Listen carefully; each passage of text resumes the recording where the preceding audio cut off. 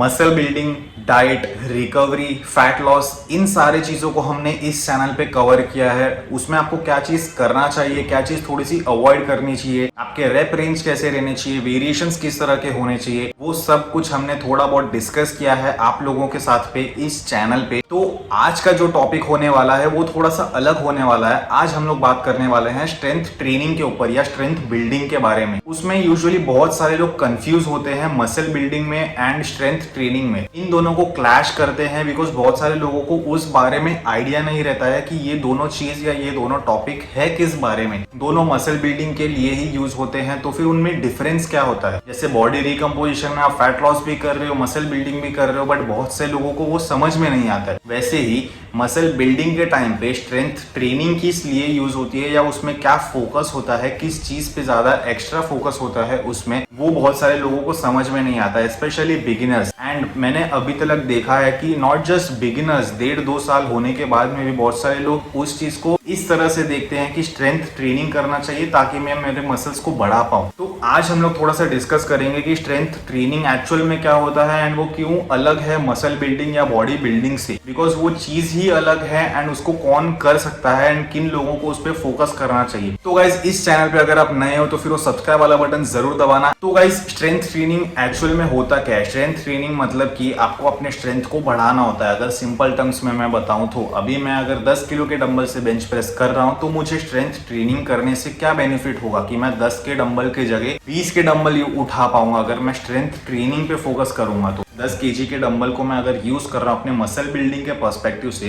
अपने चेस्ट को बिल्ड करने के लिए, तो मैं मेरे चेस्ट को किस तरह से किस हद तक मैं उसको ट्रेन करूं कि मैं अपने चेस्ट को ग्रो कर पाऊं। अगर आपको समझ में नहीं आया तो थोड़ा सा उसको स्लोली एंड उसको समझते हैं। स्ट्रेंथ ट्रेनिंग मतलब मेरा रेप रेंज कम रहता है या लिमिटेड एक्सरसाइजेस होते हैं स्ट्रेंथ ट्रेनिंग में। मसल बिल्डिंग में आपको क्या करना रहता है कि अपने मसल्स को फटीग करना रहता है, मसल्स को ब्रेक डाउन करना रहता है। अब आप बोलोगे कि स्ट्रेंथ ट्रेनिंग में भी तो सेम चीज होती है, बट स्ट्रेंथ ट्रेनिंग में क्या होता है कि बहुत सारे जो लोग पावर लिफ्टिंग खेलते हैं उन लोगों को स्ट्रेंथ ट्रेनिंग करनी पड़ती है। मसल बिल्डिंग में क्या होता है कि जो लोग बॉडी बिल्डिंग पे फोकस करते हैं उन लोग को मसल बिल्डिंग के हिसाब से या बॉडी बिल्डिंग के हिसाब से अपने मसल्स को ट्रेन करना होता है ताकि वो अपने मसल्स को बढ़ा पाए, ना कि अपने स्ट्रेंथ को। एक बॉडी बिल्डर को स्ट्रेंथ से कुछ लेना देना नहीं है, एक पावर लिफ्टर को बॉडी बिल्डिंग से या मसल से कुछ लेना देना नहीं। अब इस पे भी बहुत सारे लोग बोलेंगे कि स्ट्रेंथ ट्रेनिंग में लोगों को मसल से लेना देना है, बट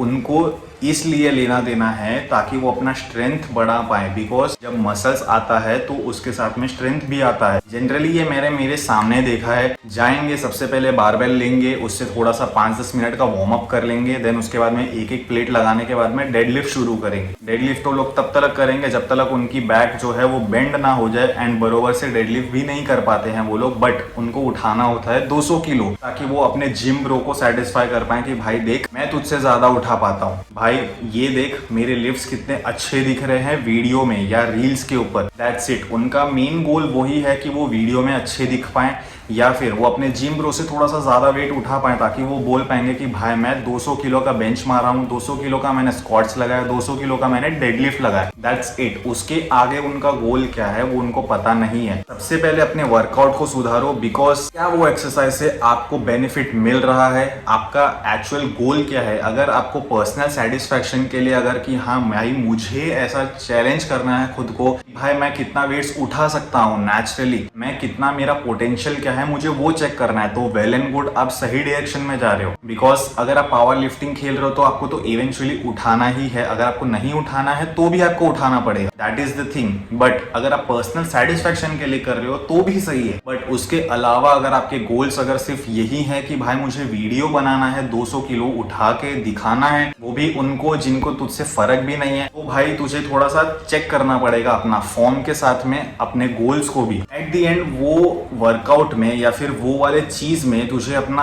टाइम इन्वेस्ट करने के बाद में, एनर्जी इन्वेस्ट करने के बाद में एट द एंड अचीव क्या हो रहा है वो अपने आप को चेकआउट करना पड़ेगा। बिकॉज मैं अपनी एनर्जी पूरी एक्यूमुलेट करूं, मैं प्री वर्कआउट ले और मैं जाके डेडलिफ्ट में अगर मैं अपना पूरा एनर्जी वेस्ट कर दूं, जबकि मेरा गोल एट द एंड है कि मुझे मेरे बैक को डेवलप करना है, एक वी टेपर लुक लेकर आना है, उसमें एक एस्थेटिक फिजिक को डेवलप करना है जिसमें मेरे मसल्स जो है वो प्रॉपरली पॉप आउट हो या फिर प्रॉपरली मैच्योर इनफ हो जाएं कि वो मुझे दिख कर आए एंड मैं थोड़ा सा फैट लॉस भी कर पाऊँ एट द सेम टाइम, तो वो मैं डेडलिफ्ट से कर सकता हूँ क्या?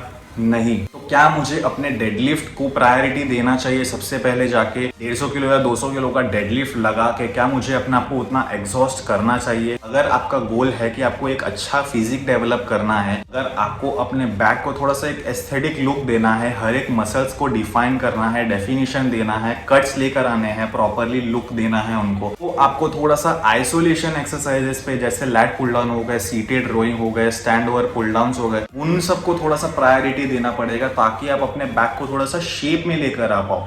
Because at the and deadlift से आप क्या अचीव करोगे आपको पता है, बिकॉज वो स्ट्रेंथ बिल्डिंग के लिए काफी अच्छी चीज है, नो डाउट। अगर आपको पर्सनली सेटिस्फाई करना है खुद को, नो डाउट आपको करना है, ठीक है।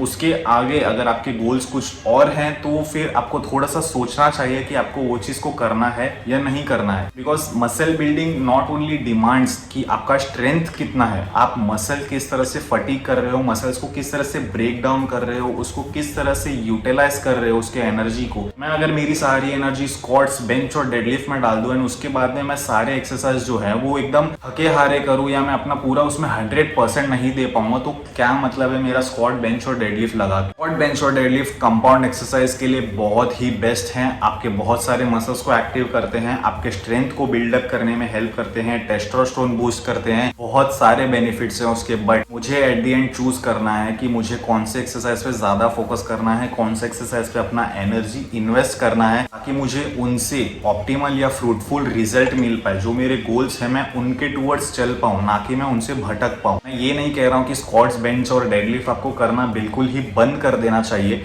आप उसको हफ्ते में एक बार कर सकते हो। बट अगर आप दूसरी बार ट्रेन कर रहे हो तो आपको थोड़ा सा आइसोलेशन पे फोकस करना चाहिए, ताकि आपका स्ट्रेंथ भी मेंटेन रहे या बिल्डअप होते रहे, साथ ही साथ आप मसल बिल्डिंग भी करते रहो एंड उसको फोकसली अपने फिजिक को चेंज करते रहो। फैट लॉस के टाइम पर बहुत सारे लोग बोलते हैं कि भाई तुझे स्ट्रेंथ ट्रेनिंग करना चाहिए ताकि तुझे अपने फैट लॉस को जल्दी से या फास्टन अप करने के लिए जो आपका रूटीन है उस पर फोकस करो, रेदर देन ये 10 चीजें सुनने से बेटर है अपने वर्कआउट को ऑप्टिमाइज करो कि आपको क्या करना चाहिए एंड उसका क्या रिजल्ट मिलेगा। मैंने लास्ट टाइम भी बोला था कि जब भी प्रोग्रेसिव ओवरलोड की बात आती है तो बहुत सारे लोग उसको स्ट्रेंथ ट्रेनिंग से, बहुत सारे लोग उसको क्लैश करते हैं। भाई मुझे वेट्स उठाने पड़ेंगे ताकि मैं अपने मसल्स को बिल्ड कर पाऊं। भाई तुझे वेट्स उठाने पड़ेंगे, नो डाउट, मसल बिल्ड करना है तो तुझे वेट्स उठाने पड़ेंगे। स्ट्रेंथ ट्रेनिंग को इसमें हम लोग नहीं घुसा सकते, बिकॉज स्ट्रेंथ ट्रेनिंग दूसरी चीज है, मसल बिल्डिंग या बॉडी बिल्डिंग दूसरी चीज है, कैलिस्थेनिक्स दूसरी चीज है। तो अपना गोल एट दी एंड क्या है? मसल बिल्ड करना,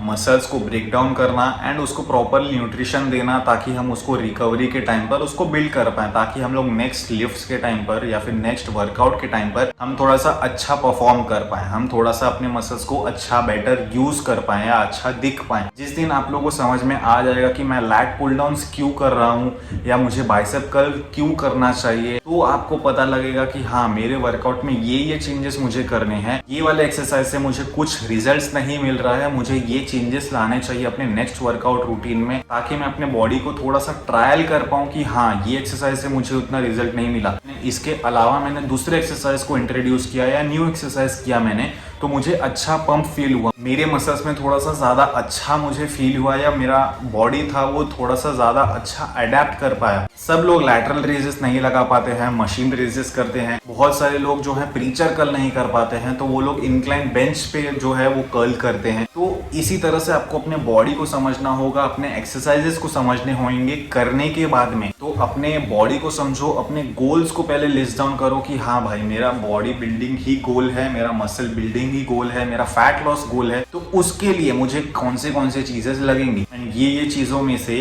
क्या ये चीज मेरे लिए फ्रूटफुल है, क्या मैं ये चीज को कर सकता हूँ, अगर ये चीज नहीं कर सकता हूँ तो इसका ऑल्टरनेट क्या है। इस तरह से आप अपना वर्कआउट पूरा बिल्डअप कर सकते हो अपने बॉडी को थोड़ा सा शेप में लाने के लिए, फैट लॉस में, मसल बिल्डिंग में। इस तरह से आप अपने प्रोसेस को समझ पाओगे एंड उसको ईजी कर पाओगे। तो उस चीज को ध्यान दो एंड उस चीज को थोड़ा सा समझो, लिस्ट डाउन करो एंड चेंजेस करो ताकि आप अच्छे से अडेप्ट कर पाओ, आपकी बॉडी समझ पाए एंड उस चीज का रिजल्ट दे पाए आपको। अगर आज आपने इस वीडियो से कुछ नया सीखा है, आपको ऐसा लगा कि हाँ थोड़ा सा वैल्यू ऐड हुआ है इस वीडियो के थ्रू आपके वर्कआउट में, आपके लाइफ में, तो इस वीडियो को किसी ऐसे के साथ में शेयर करना जिससे उसकी भी हेल्प हो पाएगी एंड वो सब्सक्राइब वाला बटन जरूर दबाना। हम लोग इंस्टाग्राम पर कनेक्ट होते हैं गाइस, बिकॉज मैं वहां पर डेली अपडेट्स डालते रहता हूँ, कुछ नया पता चलते रहता है तो मैं वो बताते भी रहता हूँ। वहां पर कनेक्ट होते हैं, बातचीत करते हैं, थोड़ा मुझे भी सीखने मिलेगा बिकॉज एट द एंड मैं आप लोग से ही सीखता हूँ। मिलते हैं, कनेक्ट होते हैं एंड अपने वर्कआउट को थोड़ा सा सीरियसली लो, अपने डाइट पे फोकस करो। That's it, body transform definitely होगी आपकी।